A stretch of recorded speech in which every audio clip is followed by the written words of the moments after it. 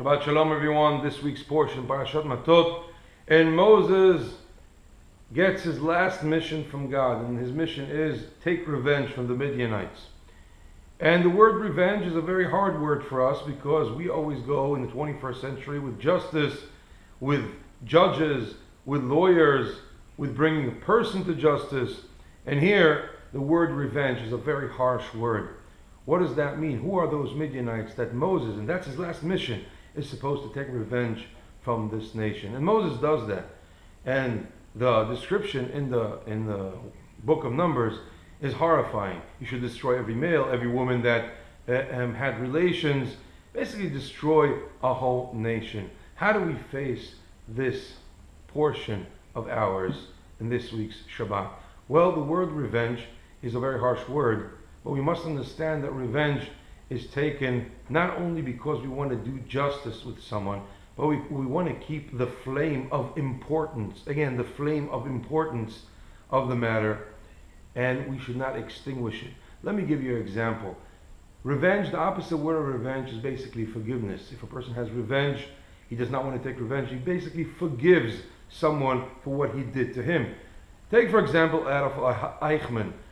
When the Nazis did what they did and he headed these endeavors, what would you say if the Holocaust survivors came and said to you, listen, we forgive Adolf Eichmann. We were there, we suffered, but now let bygones be bygones. In terms of justice, maybe he's not a threat, maybe he deserved what he got already, but it's not up to them to forgive someone, because forgiving means that you lower the importance of the matter. That means that you sideline what has happened. And therefore, when you take revenge of someone, when you do not forgive him, it means that what he has done stays all the time on the level of the importance that you want to set for that matter. Same thing with the Midianites. The Midianites were a despicable nation, not because they wanted to kill the Jewish people, but because they brought them down in morality. They were merchants, and their method was very interesting. They took the people of Israel and they lured them in business. They said, come and do business with us. When you want to do business, come and dine and wine with us. After that, we'll give you some of our daughters.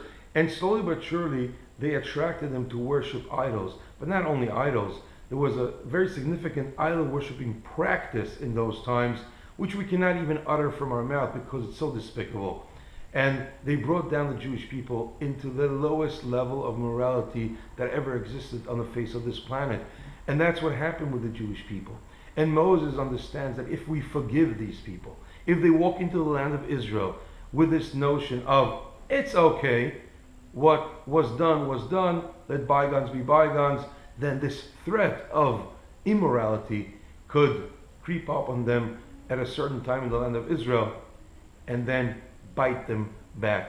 And that's why Moses brings forward the concept of revenge.